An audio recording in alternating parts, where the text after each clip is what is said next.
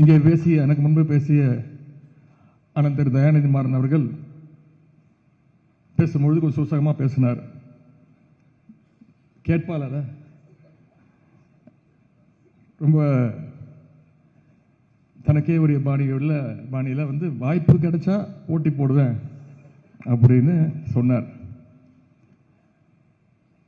அவருக்கு வாய்ப்பு கிடைக்கலன்னா இந்த சென்னை கிழக்கு மாவட்ட நிர்வாகி விட்டுருவீங்களா?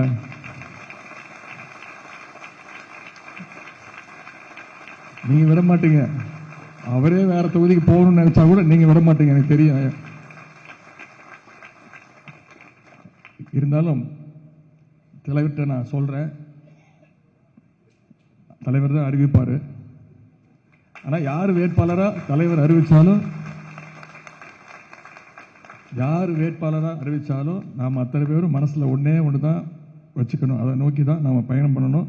அதை நோக்கி தான் நம்முடைய தேர்தல் வியூகம் இருக்க வேண்டும். மத்திய சென்னையில் போட்டி போட போறது முத்தமிழின் டாக்டர் கலைஞர் அவர்கள் தான்.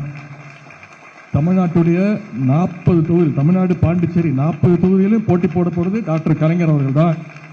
அப்படின்ற அந்த ஒரு எண்ணத்தோடு தான் நாம களப்பணி ஆற்ற வேண்டும். கண்டிப்பா உங்களுக்கு தலைவர் நல்ல ஒரு வசதியான வேட்பாளரை, நல்ல வேட்பாளரை, சிரித்த முகம் கொண்ட ஒரு வேட்பாளரை, வெற்றி வேட்பாளரை உங்களிடத்துல ஒப்படைப்பார். நீங்க நிச்சயமா வெற்றி பெற செய்திருவீங்க, எனக்கு தெரியும். வாக்கு வித்தியாசம் நான் கேட்கறது எல்லாம் ஒண்ணுதான். வாக்கு வித்தியாசம் சென்ற முறை 3,06,000 வாக்கு வித்தியாசத்தில் அவர் ஜெயிக்க வச்சிருக்கீங்க. தொடர்ந்து கழகப்பணி, களப்பணி, மக்கள் பணி ஆட்டியிருக்கிறோம். கோவிட் காலத்தில் மக்களோடு மக்களாக நின்று இருக்கோம். ஒவ்வொரு மழை வெள்ள காலத்திலையும் மக்களோடு மக்களாக நின்று மக்களை தைரியமாக சந்திச்சிருக்கிறோம். மக்கள் பணி ஆட்டிருக்கிறோம். அந்த தைரியத்தோடு தான் மீண்டும் இப்போ தேர்தல் களத்திற்கு நம்ம வந்திருக்கிறோம்.